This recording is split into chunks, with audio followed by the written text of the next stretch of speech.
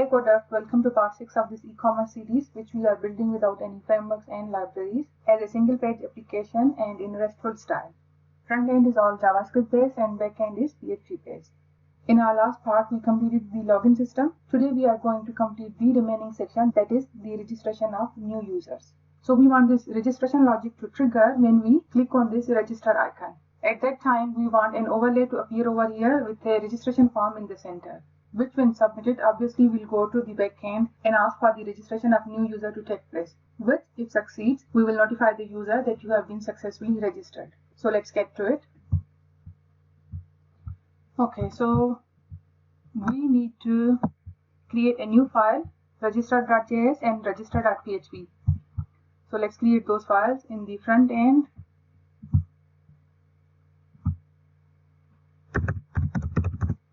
Register.js. Now in this file we need to have reference to our register icon, but in our login.js we have already created this reference, so we can't create another reference over here, because at the end all of these JS files are going to be considered as one single unit. So that means we can take advantage of that and directly use register reference that we have actually created in login.js and add an event listener with this reference. So the event is click, and the callback function that we want to associate with it, register new user. Let's define this callback function. So currently it's empty. Before we write any code over here, we need to go to our index.html file and we have to append it to our HTML file.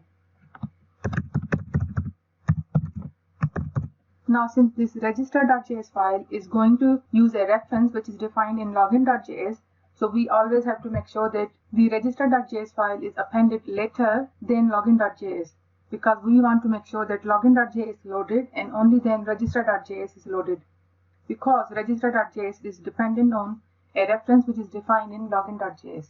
So we have to make sure that this register.js comes after login.js in our index.html file. The other option that we can use is that we can take all the references from this login.js to our global.js, and that means we will also have to move these two lines where we are attaching event listeners with login and logout functions, because our global.js file is the last file which gets loaded.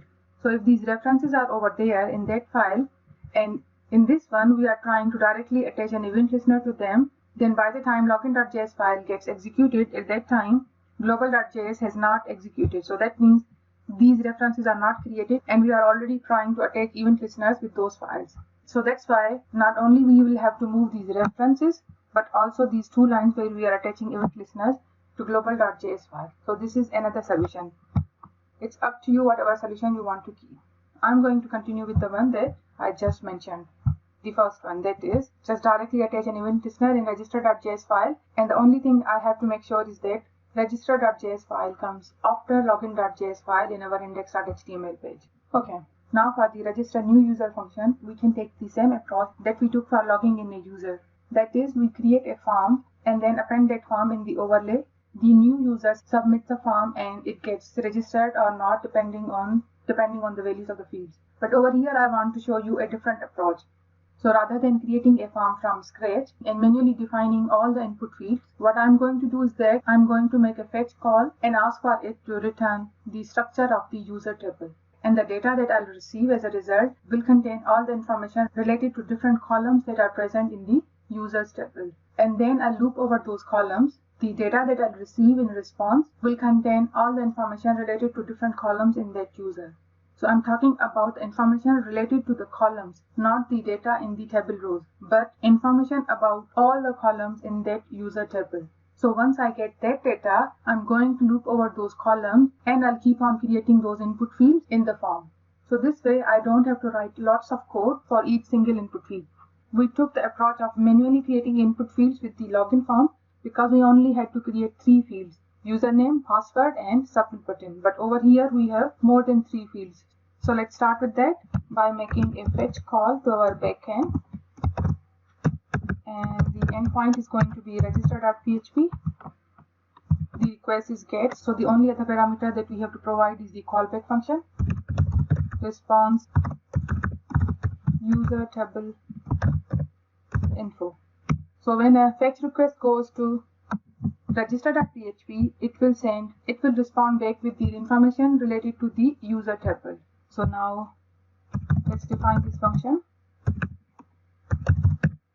Response user table info, it will get the data from the backend, and for the time being just console log it whatever we have received from the backend.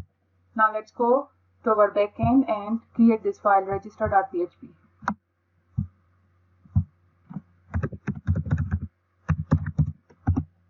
Okay, let me close this login.js file and index.html file. We won't be needing them. Let's go to login.php file and let's copy this. Paste it over here. So if the request method is get, in that case following should happen. So let's start with creating the statement, the SQL statement, which is going to be describe user, which is the table name. So before we write any further logic, let's go to our workbench and execute this command and see what comes up. Okay, so this is our workbench and our database is already selected. So let's just write the command describe user. So this is the information that we've got. We are getting multiple rows. The first row contained information about a field named ID, its data type. So can it be null? Yes or no? Is it a primary key? Does it have a default value? And extra information is auto increment. Then username of type varchar, it can't be null and it has to be unique. Email varchar, it can't be null and it has to be unique as well. Password varchar, it can't be null, however it doesn't have to be unique. Likewise, first name and last name, again they are type varchar and they can be left out. So this is the information and we will get this information once we execute this statement describe user over here. And since we are not taking any data from the user and using it in this statement, so we don't have to go for prepared statements. We can use simple queries. So let's create a variable result and using a connection object, it's called query method and pass this statement to it. Let's also create an empty array. Now since we are going to get multiple rows, so we are going to use while loop, while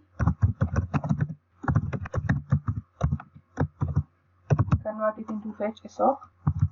So get one row at a time from the result set and convert it into an associative array and store it in this row variable. Now inside the body of this while loop, let's keep pushing to this empty array that we just created, the row that has been returned from the result set. And since this is the only statement, so we don't need to use the brackets for this while loop. And let's send back this data. The key that we should use is, let's give it name column, make it plural because we have more than one column, and let's put in the array. Let's exit it. Now let's go to our browser at 12 to open the developers tools. Now let's click on register. We got columns, which is an array containing 6 elements. Okay. At first index, we have an associative array or an object. So the property name of this object is field, value is ID. Second property is type, value is int. Third property is null, value is no. Fourth property is key, value is PRI for primary, default is null. Okay. And likewise, the second index is an object with the field name, username. Third one is email, password, and all these things. So this ID is the one which has the value auto increment. That means if we don't provide the value for this, this will automatically be incremented. So that means we don't want to have this ID field as our input field in the form. So that means if we remove this first index from this array and send the remaining data, that would be good. because we are going to use for loop to iterate over all the elements in this array and create corresponding input fields in the form for each of those elements. So it's better if we don't have this ID field in the array. So for that, what we are going to do, once our while loop has finished, then what we are going to do is that since the ID is the first element in the array, we can remove that first element. And to remove an element from the array, we are going to use a method called array underscore splice. It takes 3 parameters. The first one is going to be the array from which we are deleting certain elements. So the array is named ARR. Then what particular index that we want to delete? In our case, it's index 0, the very first element. Then over here, we have to define from this particular index how many indices you want to delete or how many elements you want to delete. Since we only want to delete the very first element in the array, so we are going to put 1. If we put 2, then starting from index 0, it will remove the first 2 elements. We only want first element to be removed, so 1. Okay, now let's go back to browser again. Let's give it one more try. And now you can see we have an array with 5 elements. Earlier we had an array with 6 elements. And if you notice, we don't have any field with the name ID in it. Now we are going to register.js file and back to the function we were working on. And now we can loop through this data and create input fields for each of those elements in the array. So first let's create a div which we are going to populate with this form. So const form div is document.createElement div. Form div dot class name equals form div. I think this is the name that we gave to this div in login.js, and since we want this one to inherit all the CSS that we have defined in the div in the login.js, so we need to put the same class name. Okay, now let's create the h2 element. Const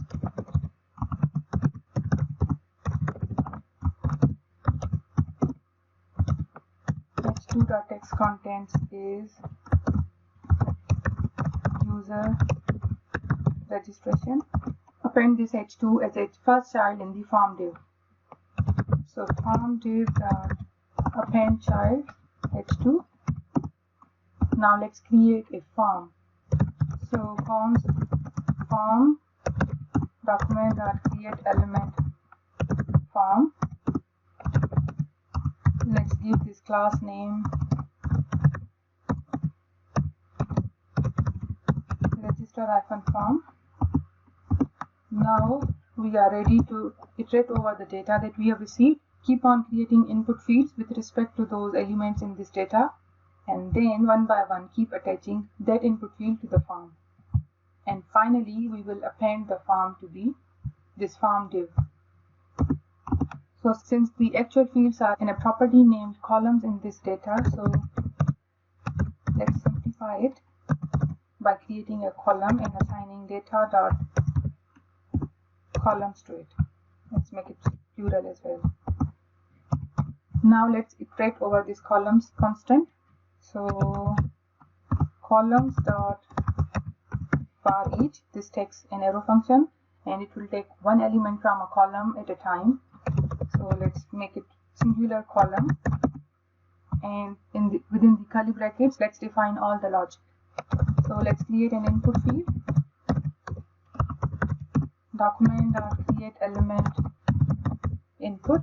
Since it's compulsory for our input fields to have name associated with them, so input.name equals, we are going to get this name from column.field because field contains the name. And we want the same field name to be the placeholder for this input field as well. So input dot placeholder equals column dot field with capital F, because that's the name that we have been returned.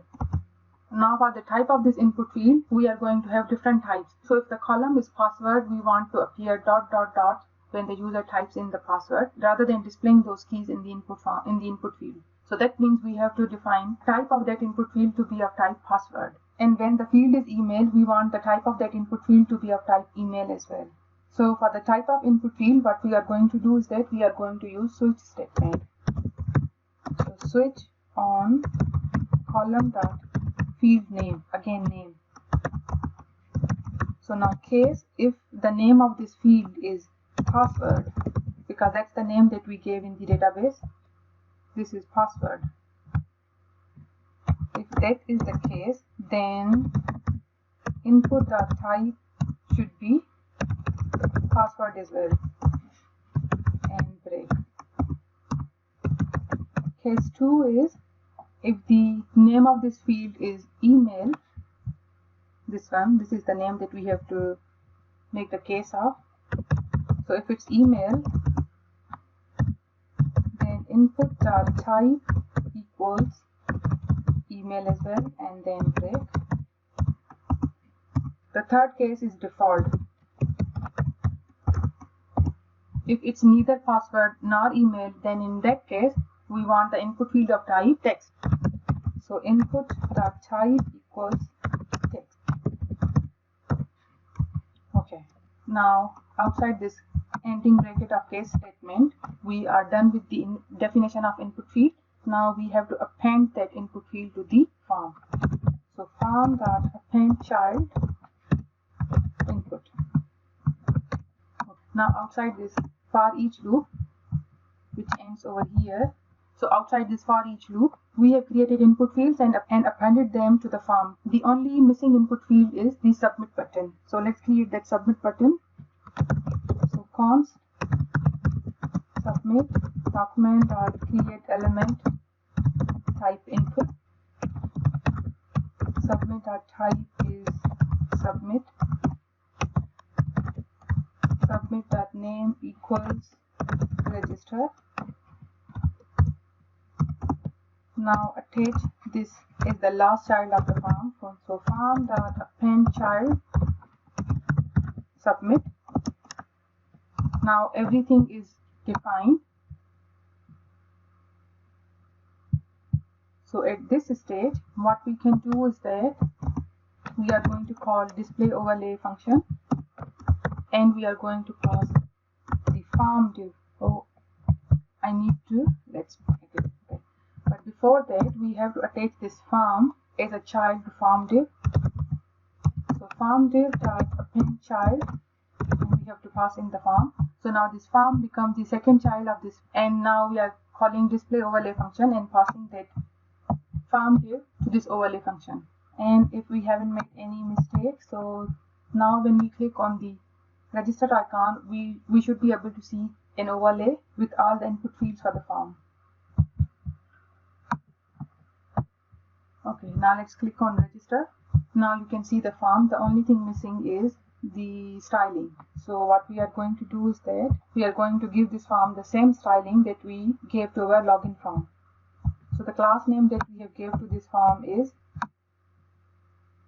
register form. So let's go to log CSS file and let's look for the login form. Okay.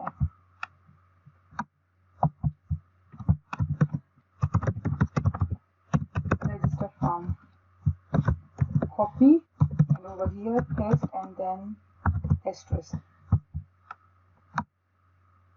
And again over here paste, copy, paste. So these were all the styles that we had defined for the login form, and we are giving the same styling to our registration form as well. Now let's go. It hasn't worked. Oh, this is supposed to be form, not form.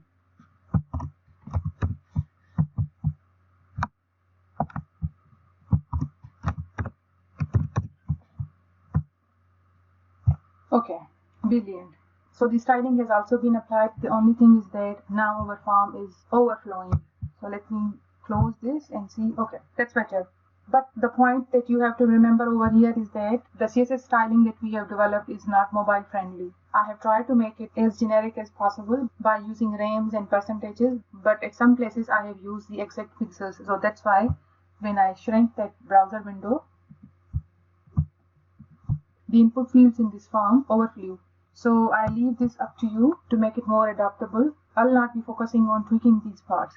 As long as it works, I'm happy with this. Okay.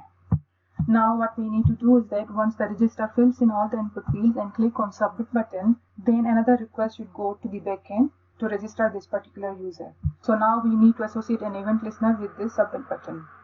So let's go to our code editor and register.js. So we have defined this submit input field over here. Now we have to attach an event listener to this one.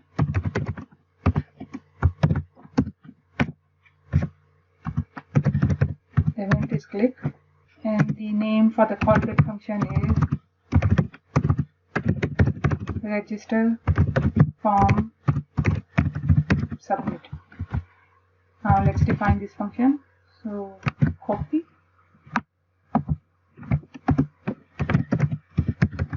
function. Okay, let's pass in the event so that we can disable the default behavior associated with the form submission.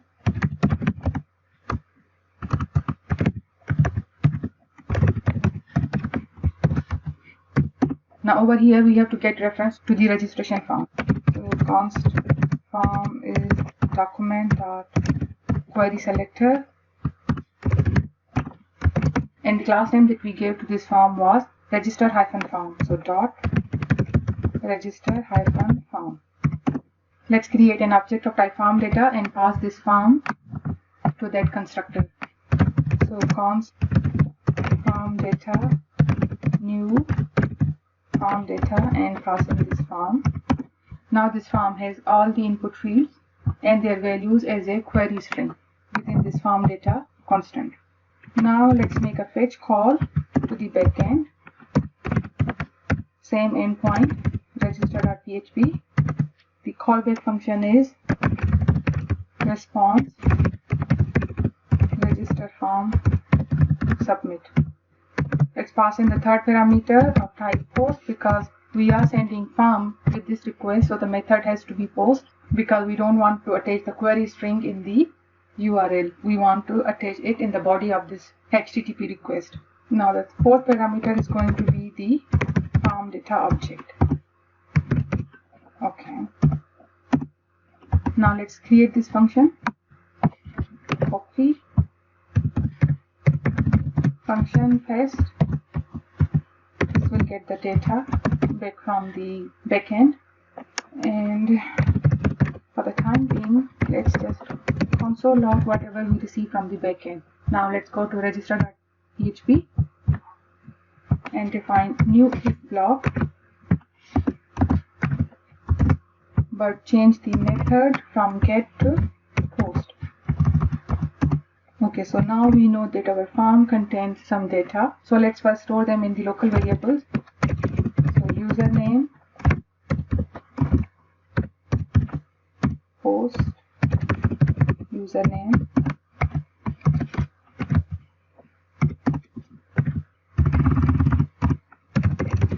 password, email,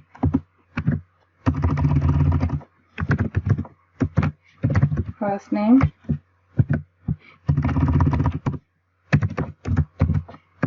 last name. Okay, now let's create a SQL statement, and since this time we are going to insert data in our database which we have got from the user, so we have to use prepared statement in order to avoid SQL injections. So statement equals insert into user, username, password, email, first name, last name, then values, one question mark for username, another for password, third one for email, fourth for first name, and last one, fifth for last name, semicolon. Okay, now let's create a prepared statement. So $sign prep underscore statement equals connection prepare and pass in the statement variable. Now we have to bind the params with this prepared statement. Prepared statement bind param, and we have 5 placeholders and all of them are of type varchar. So string 1, 2, 3, 4, 5. Now let's pass in the first variable for this username placeholder, which is going to be username, and the second one is password, third is email, then first name, then last name.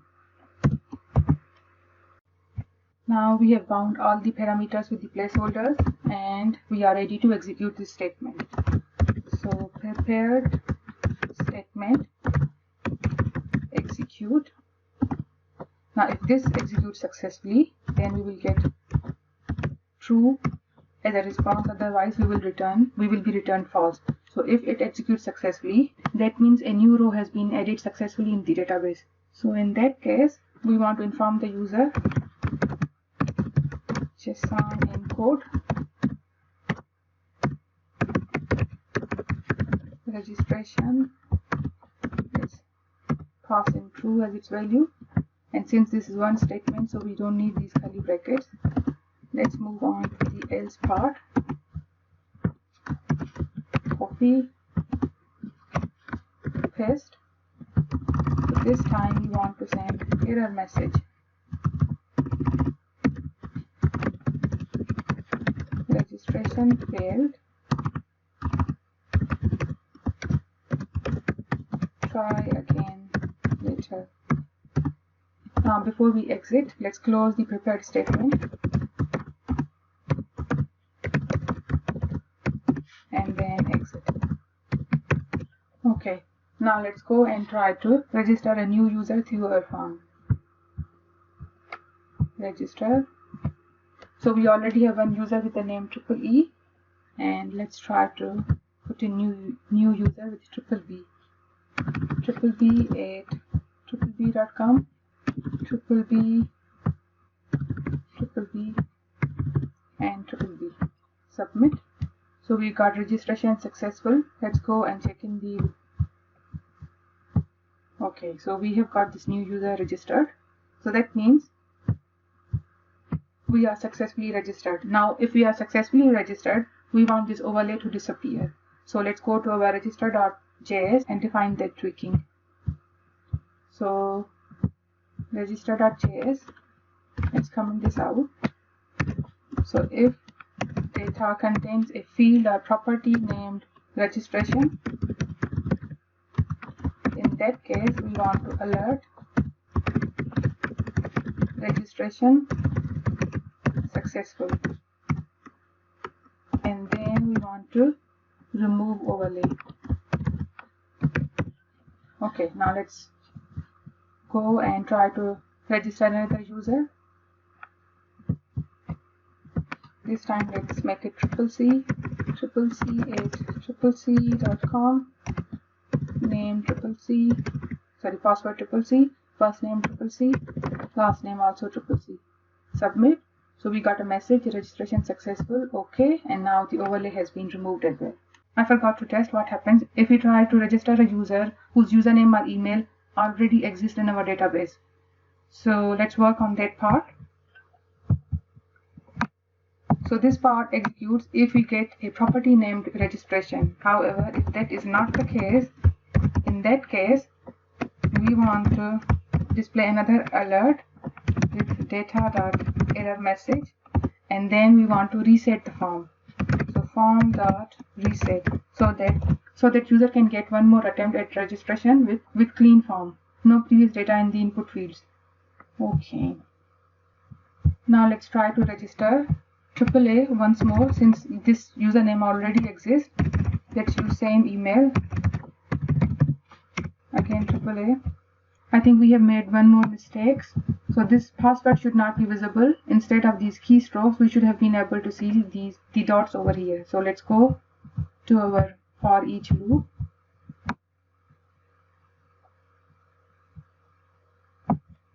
So input type is password. This is correct. Okay.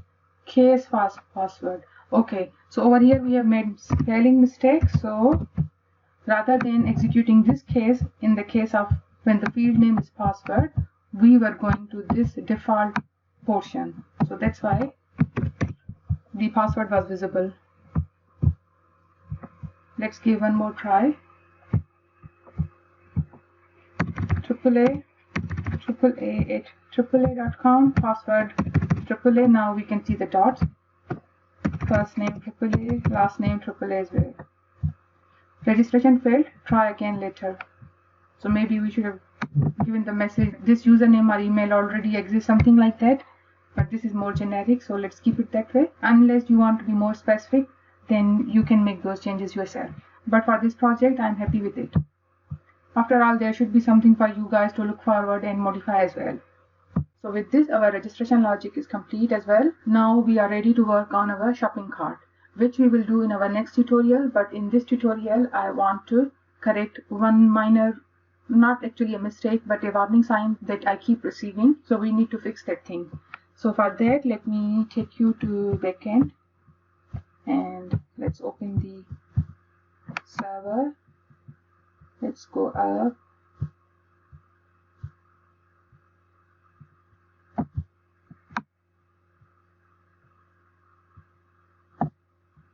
Have I fixed it? Let's check menu.js.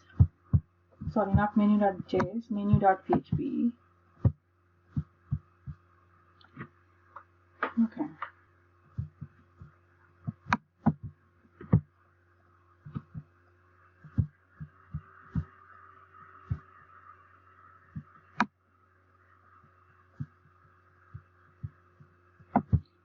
Well, it seems that one warning sign that I kept receiving has magically disappeared. But since I noticed it earlier and I also figured out why I was getting that message, so why not I should tell you.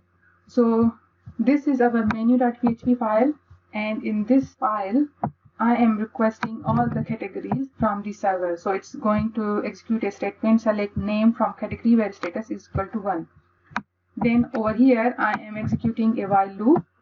So basically when the query executes, it stores the whatever result in the result variable. Then in the while loop, I'm converting that result into an associative array, but one row at a time. And then from that row that has now been converted into an associative array, I'm only taking the element with the key named name and storing it in the name variable and then proceeding further. So it works fine.